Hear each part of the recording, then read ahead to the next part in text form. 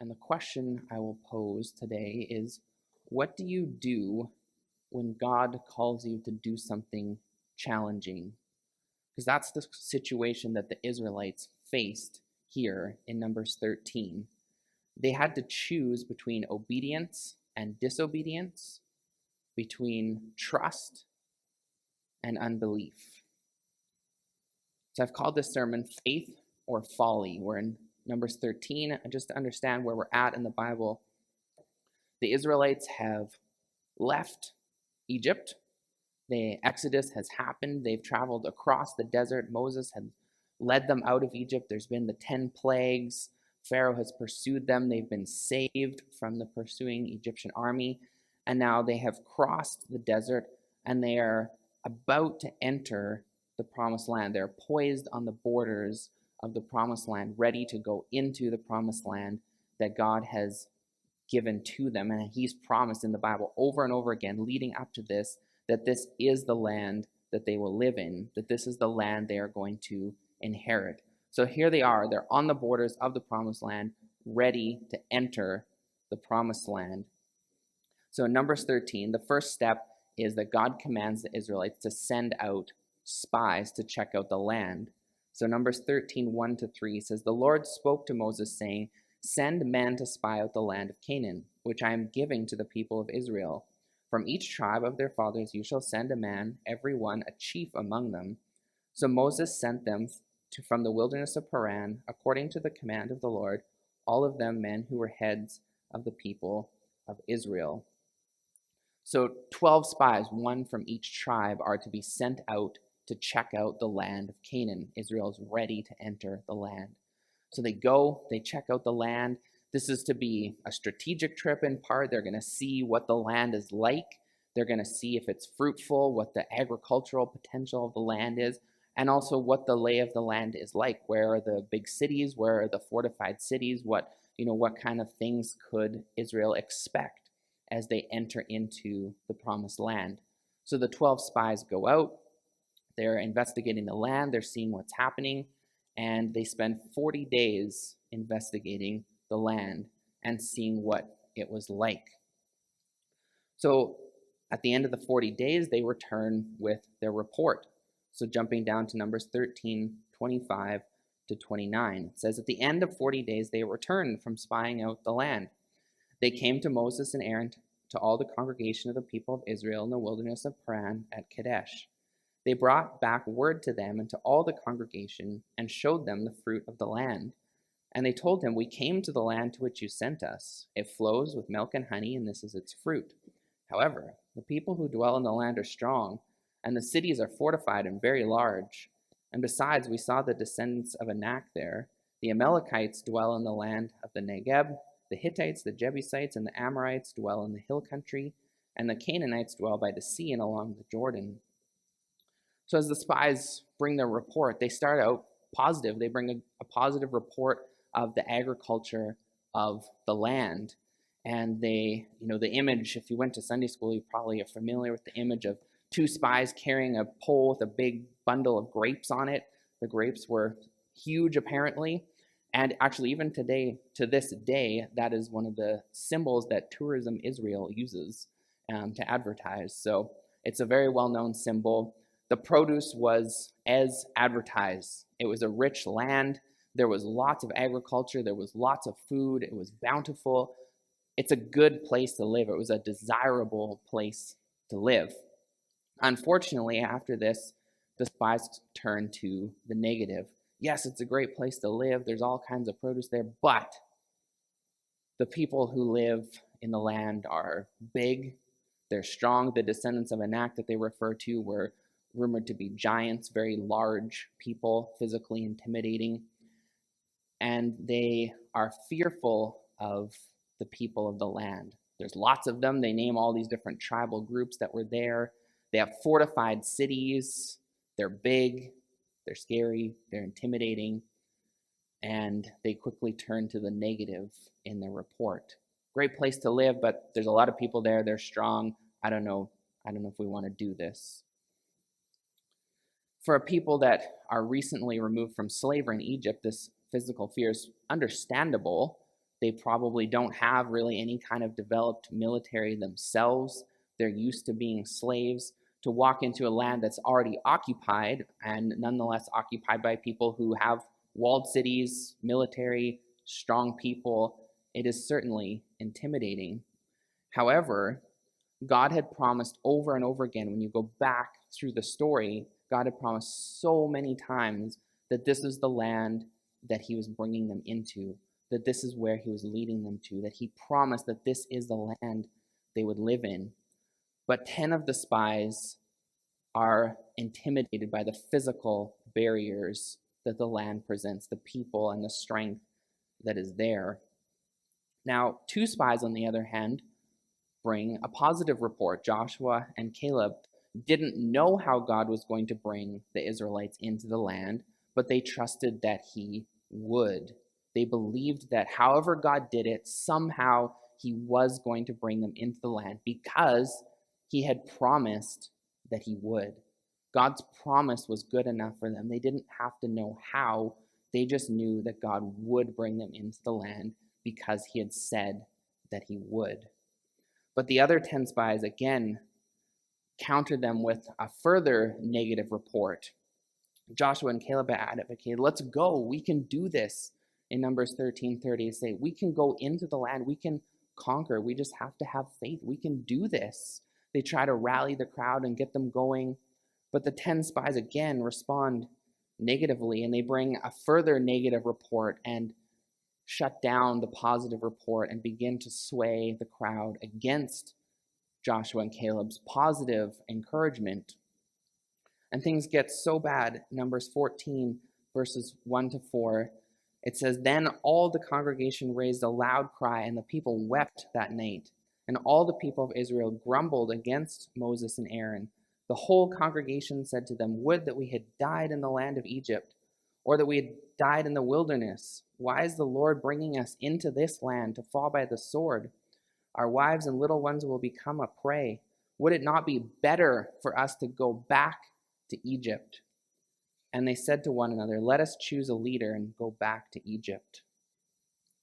So it becomes so bad that the people of Israel believe that returning to Egypt is a better option than moving into the promised land. And again, remember, God has promised them this land over and over and over again and said that they will inherit this land. But the negative report of the 10 spies, their lack of trust, carries the day. Fear overwhelms the congregation and the people, and they decide that it would actually be better to return to Egypt than to go on into Israel. They would rather turn back to slavery than move into the unknown future. Walter Brueggemann says this: 2 movements in human life are important. A, deep reluctance to let loose of a world that has passed away, and B, capacity to embrace a new world being given. The Israelites are faced with this choice. They have a world behind them that they've left, the world of slavery in Egypt, and they have a promise in front of them, the promised land. But the thing is that the old world of slavery, even though it wasn't fun or pleasant, it was familiar. They knew what to expect in the old world. If they went back to Egypt, though it wasn't pleasant or a good life, they knew what life was like. It was predictable. They knew that they had food. They knew that they had somewhere to sleep. They knew what was required of them. They knew what the hardships were. It was predictable, even if it wasn't comfortable or fun. On the other hand, to enter the promised land, you have the promise of God, but there was nothing concrete beyond that. They knew that there was people in the land. They knew that there was fortified cities. They knew that the people were physically intimidating. But that's all they could see is the physical obstacles, and they couldn't get past the physical obstacles. So they decided they would rather return to the life they knew, even if it wasn't a great one, than embrace the unknown and take a risk in moving into the promised land. They let their fear hold them back, and they weren't able to trust in God's promise to bring them into the promised land. And I think even today, we face this situation. We're in a crazy time in the world with COVID and all the world events that are going on. And on the one hand, we can sit here and say, oh, I wish things were like they used to be. I wish we could just get back to normal. I wish, whatever it is. But we can't go back to the past because the past is gone. And we may long for the past because it was predictable, because it was comfortable, because we knew what to expect, even if it wasn't always great. But there's a safety and a comfort in knowing what to expect, even if it's not a great situation. And on the other hand, we can choose to move forward into the future, into the unknown, but there is a trust that has to be placed in God because we don't know exactly what the future holds. We don't know exactly what it's going to look like. And the knowledge of a predictable and even a successful past tempts us to stay where we are rather than to move forward into what God has. So the Israelites had left everything they had ever known to follow God out of Egypt. Keep in mind, they've been in Egypt for hundreds of years. The patterns of their life had been set firmly because that generation after generation after generation, they had been slaves in Egypt. They knew what life there looked like. And in a season of disorientation and change, they're looking for something familiar. They're looking for something that they can wrap their minds around. They're looking for something comfortable. Because as humans, when we're in a season of disorientation, when we're in a season of change, we want to wrap our minds around something, right? We want something stable. We want something predictable. We want something that we can, grab onto concretely. And the Israelites find themselves in this situation because they're moving out of Egypt. They're in the desert. They've been following Moses through the desert now for a number of months. God is calling them into this new land. It's unpredictable. It's unfamiliar. They don't know what to expect. And they just want something normal. They just want something predictable that they can understand. Following God on a great road trip through the desert was a lot less predictable than being slaves in Egypt. They didn't know what to expect. And now the Israelites were looking to control their circumstances by returning to Egypt, where they knew what life looked like, where they could predict what the next day was going to be. God was saying, follow me, even if you don't know what it's going to look like, even if you don't know what exactly is going to happen. And a season of change, even good change, always brings losses with it. You have to let things go in order to move into a season of change. And even something positive like, getting married, that's a positive change, but there's still losses that come with that, right? If you've been single and then got married, your life changes. You have to let go of some things in order to embrace getting married. That might be whatever it is, Friday night with the guys. All of a sudden now it's date night. Something different, right?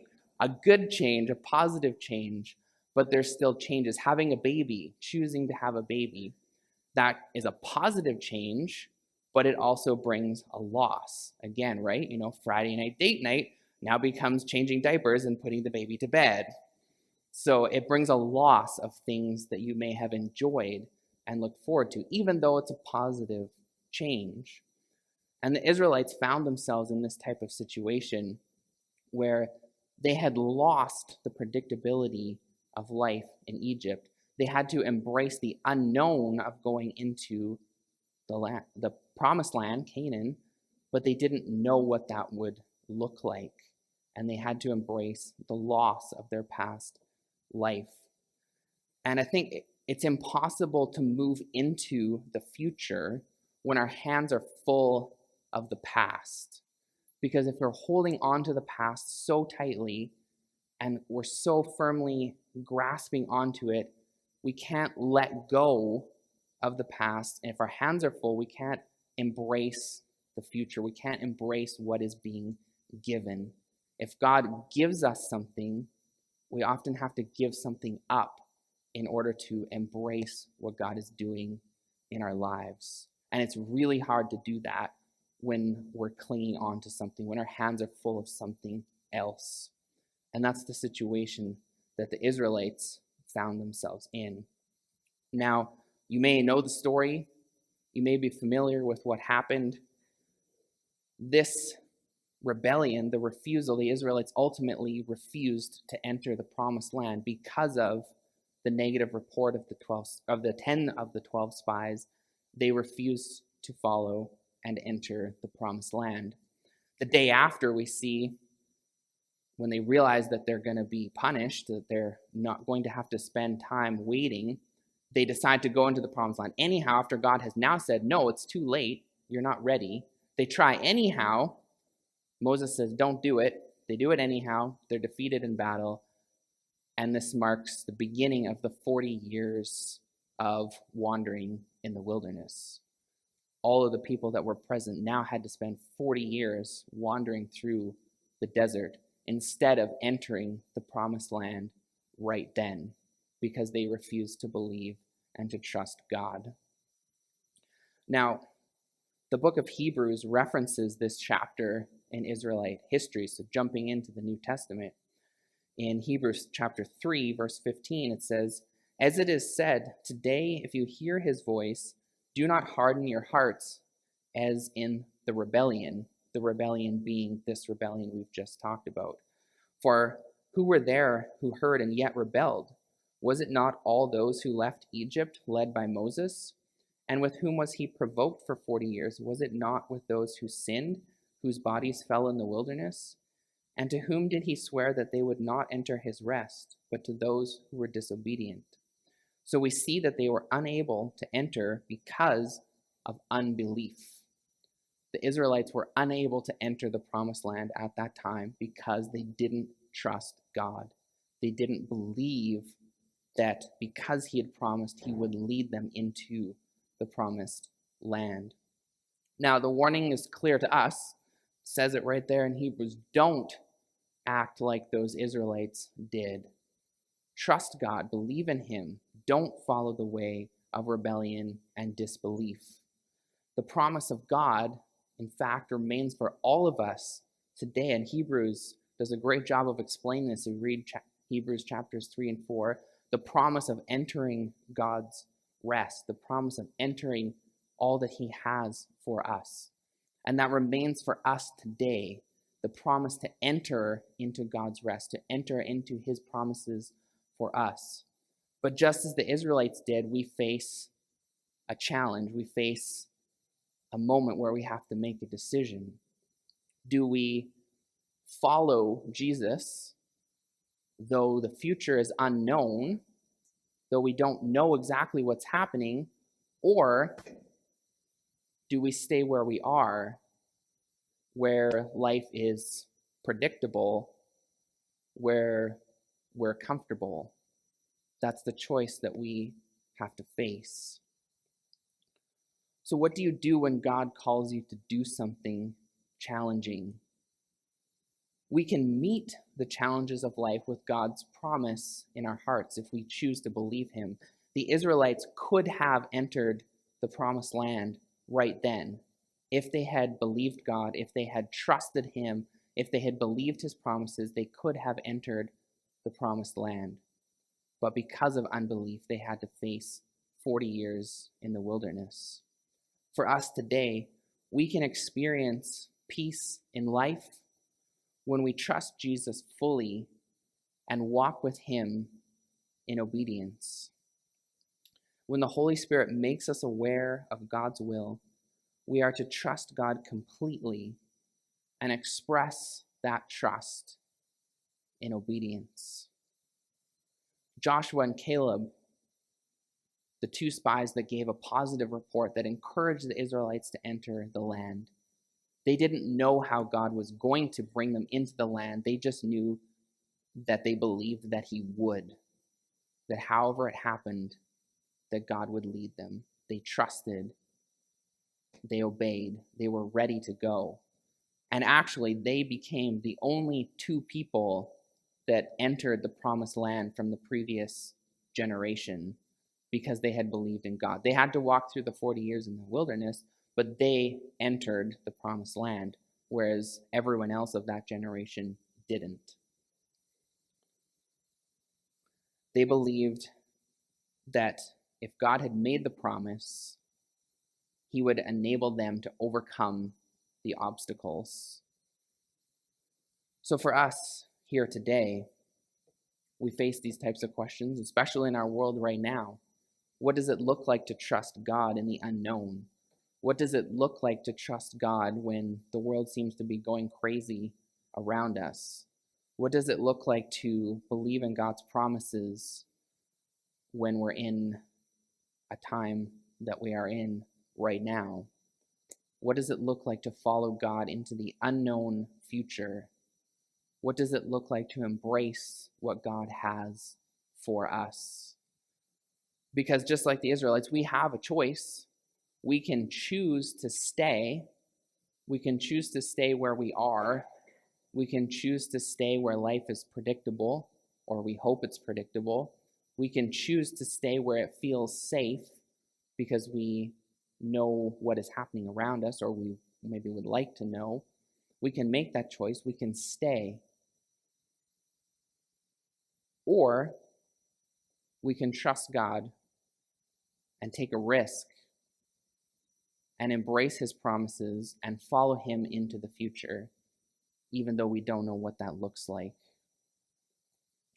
And though we must step out and potentially take risk and even significant risks in following Jesus, the reward is peace and joy and confidence in following Jesus. Because if he's made the promise, he will make sure that it is fulfilled. Because after all, the Bible, again in Hebrews, says that Jesus doesn't change. He's the same yesterday, today, tomorrow. Jesus is always the same. So in an era where the world around us seems to be going crazy, where we don't know where to put our trust, what to do, in an era of change and disorientation, we should put our trust in a person, Jesus, because he doesn't change. He never changes. And if we put our trust in him, we have a rock-solid, stable foundation from which to weather the storms that happen around us. And with Jesus, we can get through any situation that we face in our lives. Now, it sounds a little cliche, but just let this sink in. The situation that you find yourself in right now is the situation that Jesus is with you in. Whatever situation you're in right now, that's the situation that Jesus is with you. Because he's with us always. He doesn't leave us. He doesn't forsake us. If Jesus has made a promise, he will fulfill it. Our task is trust, faith, and obedience.